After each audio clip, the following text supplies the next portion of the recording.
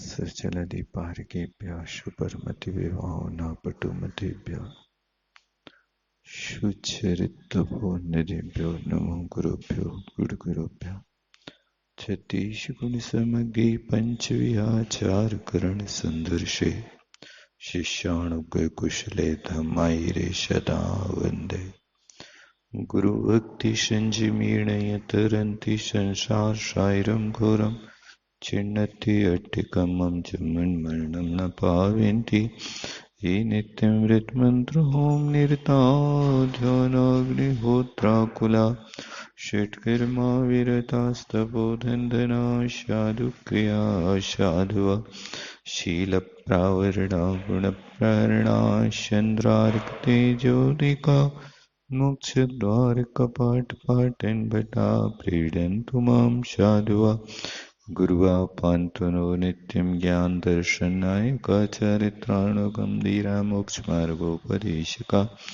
इच्छामि वन्ते आयर्भक्ते कावुषकुकौतशालुचीं शमणान् समदर्शं समचेजुत्तानं पञ्चविहाचरणं मरणं अयरतिशृणवदेशणं वज्रयाणं तिर्याणगुणपालनर्याणं शविशाहुणं शयनिचकालम् अंचेमि पूजेमि वन्नामि डोंशामि दुःखको कमको बोहिलाओ शुगैगमनं समाहिमनं चिन्गुणसम्पत्ति हो मध्यम नमः श्रीवर्धमानाय निर्धूतकलिलात्मनि शालोकानां त्रिलोकानां यद्विद्यात्।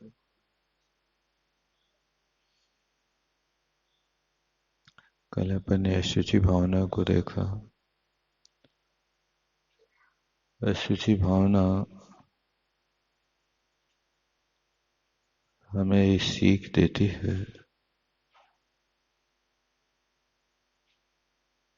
कि ये शरीर वास्तव में नश्वर है, घृणित है, नाशवान है। इसलिए इस शरीर का उपयोग कैसे करना है, तो जैसे कोई गन्ना को चूसता है तो अब जहां पर रस है उस रसदार गन्ने को चूसता है तब तो रस की प्राप्ति होती है। लेकिन यदि कोई रस का लोलपी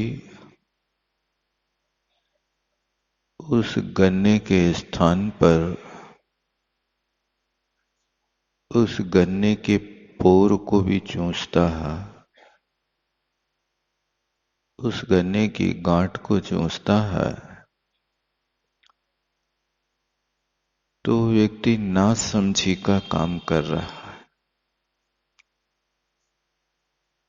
क्योंकि उसमें रस तो होता नहीं है।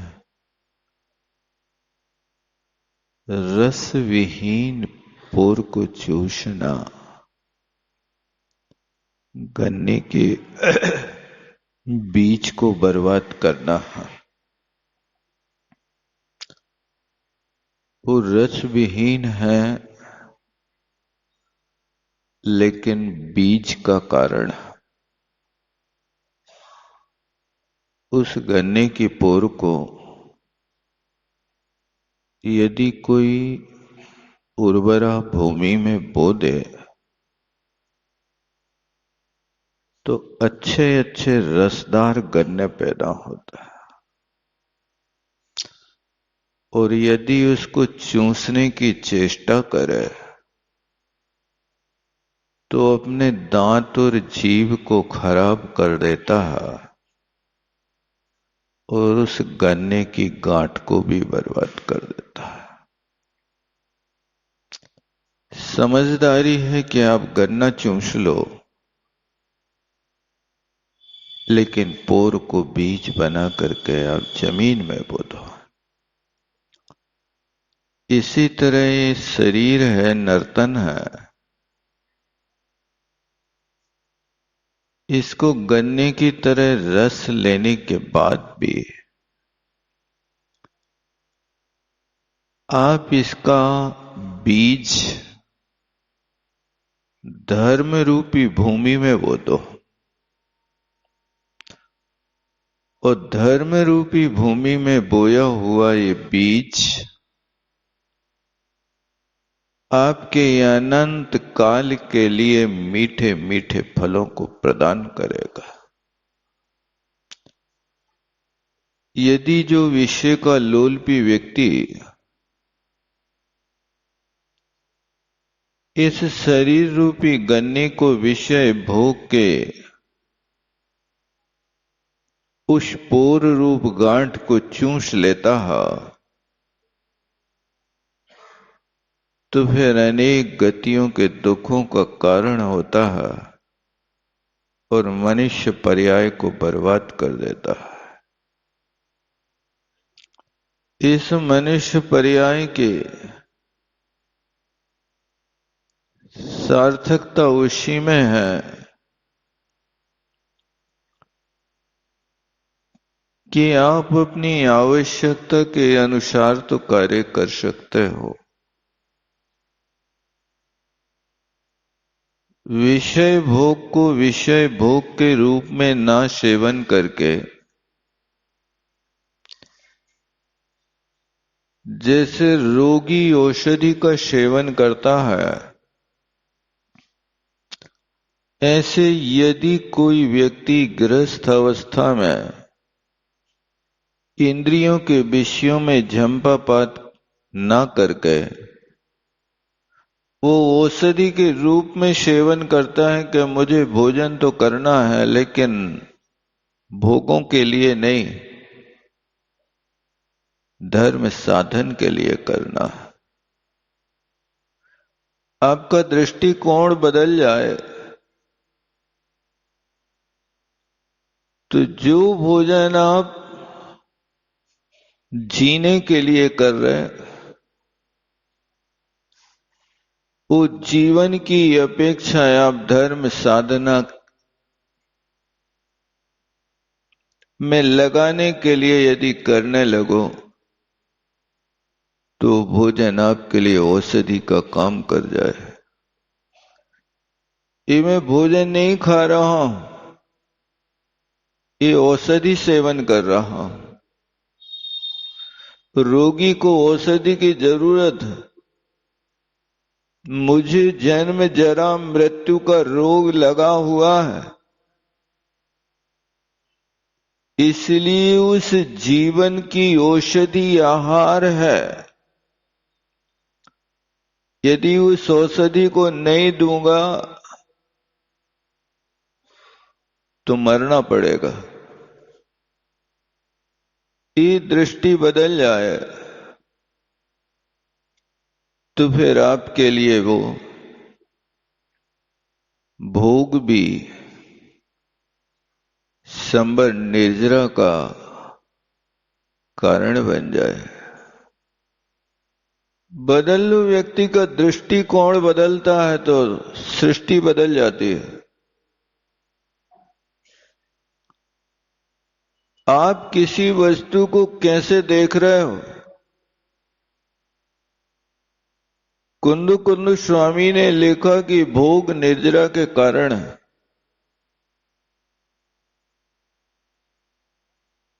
तो वहां भोग निर्जरा के कारण है, तो भोगों का अर्थ क्या है? रात दिन खाते पीते रहो, ऐश करते रहो, इसको भोग कहते क्या? ये तो विषया शक्ति है, इस संसार का बीज है। कुंदु कुंदु स्वामी इस भोग को निर्जरा का कारण नहीं कह रहे हैं। भोग के कई तरीके होते हैं। उन्हें दृष्टांत दिया समय सार में, निर्जराधिकार में।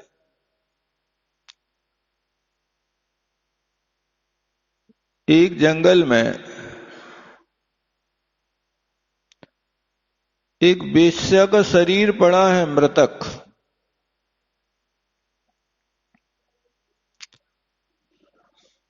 उस वेश्या के शरीर को एक कुत्ते ने देखा। वो कुत्ता सोचता है कि यहां के लोग चले जाएं तो इसके शरीर को मैं खा लूं तो मेरी महीनों की क्षुधा मिट जाए। उस कुत्ते का दृष्टिकोण है अपनी उदर पूर्ति करना। दूसरा, वहां एक डाकू खड़ा है। वो सोचता है कि ये लोग यहां से भाग जाएं तो इसके तन पे ये जितने वस्त्र आभूषण है, सुंदर सुंदर बेशकीमती, उससे मेरे सालों का गुजारा चल जाए। और वहीं पर एक कामी व्यक्ति खड़ा है। वो कामी व्यक्ति सोचता है कि अरे, आज तक मैंने ऐसी वस्तु देखी नहीं, ये दुर्लभ रत्न कहां छिपा रहा। कहां से लोग चले जाएं तो कम से कम एक बार तो आलिंगन कर लूं इसका, मृतक का भी। और वहीं शमशान घाट में एक मुनि महाराज बैठे तपस्या कर रहे हैं। वहां पर जैसे ही महाराज की आंख खुली और उस मृतक शरीर के ऊपर दृष्टि पड़ी तो वे मुनि महाराज कहते, ओहो, नशा दई कंचनसी काया कर कर कथनी कोरी, अपनो खोटो दाम होए तो परखैया का खोरी। इस सोने जैसी काया को पाकर के इसने व्यर्थ में गमा दिया। हे भगवान, काश ऐसे नर्तन को पाकर के इस वेश्या ने रत्नत्रय की आराधना की होती तो रत्नत्रय की आराधना करके आरिका के व्रतों को पाल करके 16वें स्वर्ग की यात्रा कर लेते। लेकिन उस नर्तन का इसने दुरुपयोग विषय भोगों में किया। नगर की नारी बनकर के किराए से अपना शरीर बेच बेच करके इसने अपना जीवन गंवा दिया। काश इसने इस शरीर से साधना की होती तो कितना फल प्राप्त किया होता। अनंत संसार को छेद करके चुल्लू के बराबर कर सकती थी। मुनि महाराज ये विचार कर रहे हैं। एक पड़ा हुआ मृतक शरीर है, वो चार जीव वहां उस शरीर को देख करके अपने अपने विचार बना रहे हैं। हर व्यक्ति का दृष्टिकोण है कि आप किस वस्तु को किस रूप से देख रहे हो। मुनि महाराज ने अपनी आंख से वेश्या के रूप को देख लिया। वो देख करके वहां इस संवेग और वैराग्य की भावना भरा है। ये चक्षु इंद्री का भोग कहलाता है। ये मुनि महाराज ने चक्षु इंद्री का भोग किया तो उन मुनि महाराज के उस चक्षु इंद्री का भोग निर्जरा का कारण बना, ना कि वो कामी खड़ा हुआ वहां पर वेश्या के मृतक शरीर उस मिट्टी को मुर्दा को भी आलिंगन करने की जो भावना कर रहा है। अब कहो कि वो तो भोग निर्जरा का कारण है, तो क्या उस कामी व्यक्ति की भी निर्जरा कराओगे आप? वो कुत्ता खड़ा जो मांसाहारी मांस के लिए झपट रहा कि लोग भगे तो और मेरी भूख की पूर्ति हो जाए, क्या कुत्ता उसको भोगना चाह रहा है, उधर पूर्ति करना चाहता है, तो क्या कुत्ते की भी आप निर्जरा कर देंगे? ये दृष्टिकोण है। भोग है, लेकिन आप भोग को किस रूप में भोग रहे हैं, किस रूप से मान रहे हैं, वो आपका दृष्टिकोण बदलना चाहिए। ये शरीर है, शरीर को आप अपना ना मान करके बस इतना समझें कि ये किराए का मकान है। इस किराए के मकान में हमने आयु रूपी किराया जब तक भरा है तब तक इसमें आपको रहने की सुविधा है, और जिस दिन आयु रूपी किराया समाप्त होगा उसी दिन तुम निकल तो नहीं पाओगे, लेकिन चार लोग पकड़ करके तुम्हें दरवाजे के बाहर कर देंगे। तुम शमशान घाट नहीं जा पाओगे, लेकिन गांव के सारे लोग मिलकर के तुम्हें शमशान घाट भेज देंगे। जिनका कोई नहीं होता है तो क्या उनको शमशान घाट तक नहीं पहुंचाया जाता होगा? जिनके परिवार में कोई नहीं होता, ये तो सारी व्यवस्थाएं बहुत व्यवस्थित ढंग से हो जाती, इसमें कोई कमी नहीं पड़ती। यहां पर असुचि भावना हमें सीख देती है कि जैसे वहां उस शरीर को देख करके हर व्यक्ति का भाव अपना अपना, इसी तरह यहां पर भी आप अपने ये सारे साधन संपन्न हुए हैं, आप मंदिर आ रहे हैं, प्रवचन सुनने आ रहे हैं, आपका यहां आकर के भी भगवान को देखने का दृष्टिकोण क्या है? आप भगवान के यहां आकर के भगवान के यहां गिड़गड़ाते हैं, तो आप भगवान से मांगते क्या है? आपका दृष्टिकोण तो बता दो हमें। एक व्यक्ति आकर के भगवान के सामने खड़ा होकर के कहता है कि हे परमात्मा, तुमने जो छोड़ा है वो मुझे मिल जाए। और एक व्यक्ति भगवान की भक्ति करते हुए कहता है भगवान तुम्हें जो मिला है वो मुझे मिल जाए। ये दोनों भक्त भगवान के सामने खड़े हैं, वो सब अपने अपने वरदान मांगने में लगे हुए हैं, लेकिन दोनों में जमीन और आसमान का अंतर है। जो व्यक्ति कहता है कि भगवान जो आपने छोड़ा वो मुझे मिल जाए, वो भिखारी है। और जो कहता है भगवान तुम्हें जो मिला वो मुझे मिल जाए, वो पुजारी है। आप भगवान के दरबार में भिखारी बन के आए कि पुजारी बन करके आए? भगवान ने जो छोड़ा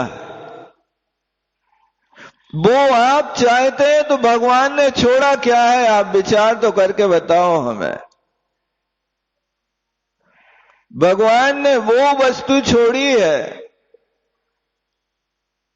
जो त्यागने के योग्य है। कोड़ 18 घोड़े छोड़े 84 लाख हाथी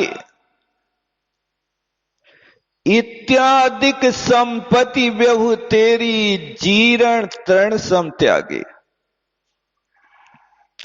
जिनके पास 18 करोड़ घोड़ा थे, क्या होते भाई साहब 18 करोड़? अब तो पूरे भारत में नहीं मिले हैं इतने। वो 84 लाख हाथी, 96,000 रानियां। अब उन 96,000 रानियों के दो दो भी लड़का बच्चा हुई है, तो बताओ कितने लड़के हो गए होंगे? कितना वैभव होगा उनके पास? और इतने सारे के सारे लोग ऐसे नहीं रहते थे कि एक कमरे में घूस दो 10-20 रानियों को, जैसे ट्रेन में घुसेड़ देते ना, भूसा जैसा भर देते हैं। एक एक रानी का सेपरेट 84 खंड का महल, उसकी मालकिन वो अकेली थे, और हजारों उसके बॉडीगार्ड। ऐसा नहीं कि अब चक्रवर्ती की रानी तो झाड़ू स्वयं लगाती हुई है, कपड़े धोती हुई है। वो क्या वैभव था? उस चक्रवर्ती के वैभव को आप पढ़ोगे तो रोंगटे खड़े हो जाएंगे। कभी अवसर पाके बताऊंगा। तो ये संपत्ति जिनके पास थी, उस सारी संपत्ति को कैसे फेंक दिया? जीर्ण तृण सम त्यागी। सड़े घास के तिनके की भांति उनने निकाल के फेंक दिया। और आपकी दशा यह है कि सड़ा घास का तिनका भी हाथ में आ जाए तो सहज में नहीं छूटता है, उसको भी पकड़े रहेंगे। थोड़ी देर मीड़ मीड़ के भूसा बना के, राख बना के, फिर उसको उड़ा देंगे। ये दशा है कि मैंने देखा कि लोग अपने कमरे में सवेरे झाड़ू लगाते हैं, और झाड़ू लगाने के बाद जो कचरा इकट्ठा हो जाता है, उस इकट्ठे किए हुए कचड़े को भी ऐसे शोधन करते हैं जैसे लोग गेहूं चना शोधन करते हैं। एक बाबा जी थे 90 साल के, वे यही काम करते थे। उस कचड़े का शोधन करते थे। उस कचड़े में उनको एक हाथ की रस्सी मिल गई और वो बड़े अच्छे से संजो के रख रहे थे, उसका कचड़ा हटा रहे थे।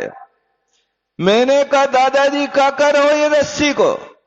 बोले मच्छरदानी की तनी टूट गई है, उसको बांधने के काम में आज। अब बताओ, इतना बड़ा आदमी 90 साल का, उसके हाथ में माला नहीं रहती है, और वो कचड़ा में फेंकने वाला जो वहां पर रस्सी का टुकड़ा है, उसको संजो के रख रहा, जो रस्सी के टुकड़े को ऐसा संजो करके रखता होगा, वो सारी संपत्ति को जीर्ण तृण की भांति कैसे त्याग करेगा? भगवान ने उसको छोड़ा।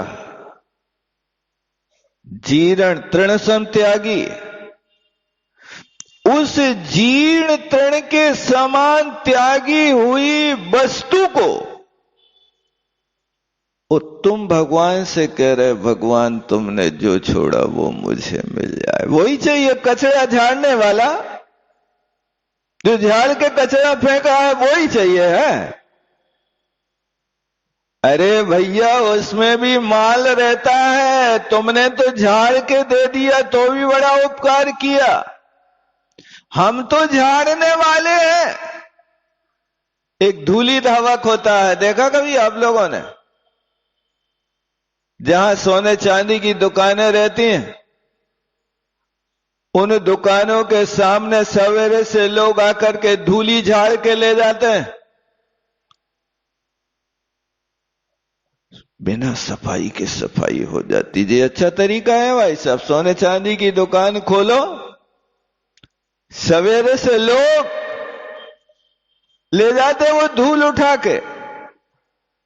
उसमें भी मिलता तो होगा उसमें कुछ, तब तो वे मेहनत करते हैं। ऐसे लक्ष्य वाले लोग भगवान से कहते, भगवान तुमने जो छोड़ा वो मुझे मिल जाए। ये भिखारी की कामना है। यदि अच्छा होता तो वे भगवान छोड़ते काहे को? आप विचार तो करो, जो संसार विषय सुख होता तीर्थंकर क्यों त्यागे?